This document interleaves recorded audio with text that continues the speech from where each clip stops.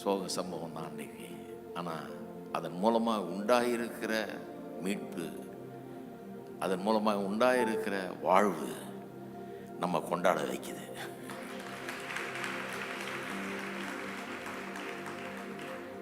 ஒரு மனுஷன் பாவம் செய்தான், முழு உலகத்தையும் மனு வர்க்கத்தையே பாவத்தில் மூழ்கிறான். பாவத்தில் மூழ்கிடுச்சு முழு உலகம். எல்லா மனுஷர்களும் பாவிகளாக எண்ணப்பட்டார்கள். அந்த பாவ சுவாபம் ஆதாம் மூலமாக நம்ம எல்லாருக்குள்ளே வந்துருச்சு. எல்லாரும் பாவிகளான ஒரு மனுஷன் மூலமாக கர்த்தர் இன்னொரு மனுஷன் அனுப்பிச்சார்.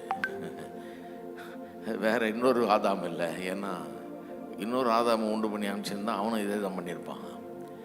ஆனால் அந்த மாதிரி பண்ண முடியாத ஒரு மனுஷன் அனுப்பிச்சார், தன்னுடைய சொந்த குமாரன்.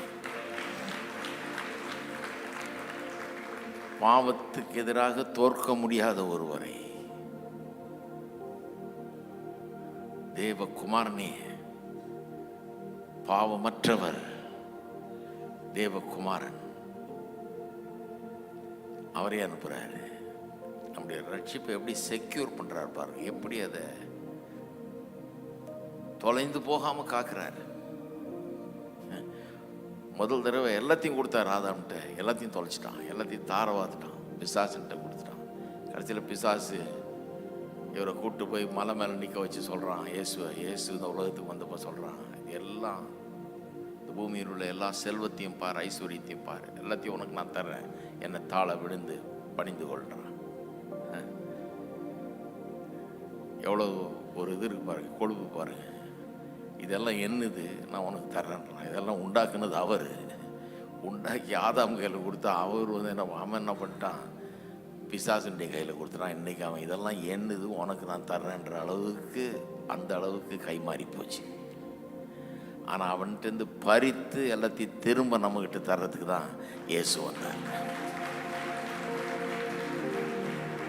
மனுஷன் பறி கொடுத்ததை இன்னொரு மனுஷனை அனுப்பி, மாம்ச ரத்தம் எலும்பு உள்ள சரீரத்தை உடைய உங்களை என்னையும் போல் ஒரு தாயின் வயிற்றில் பிறந்த ஒருவர் வந்து அவர் தான் மீட்க முடியும், அவர் தான் கேட்க முடியும். ஏன்னா அவர்கிட்ட தான் எடுத்தான் இவன். அப்படிப்பட்ட ஒரு மனுஷனை அனுப்பி அதையெல்லாம் பிடுங்கி பறித்து சாத்தானின் அதிகாரத்தை எல்லாம் பறித்து கொண்டார். மனுஷனுக்கு கொடுக்கப்பட்ட அத்தனையும் பறிக்கப்பட்டது. அதை இவர் திரும்ப பறித்து நமக்கு கொடுக்கும்படியாக தான் கல்வாரி சிலுவையே நடந்தது, அந்த மரணமே நடந்தது. நமக்காக, அது நமக்கு எல்லாத்தையும் தரும்படியாக. எத்தனை பேர் நம்புறீங்க நமக்கு எல்லாத்தையும்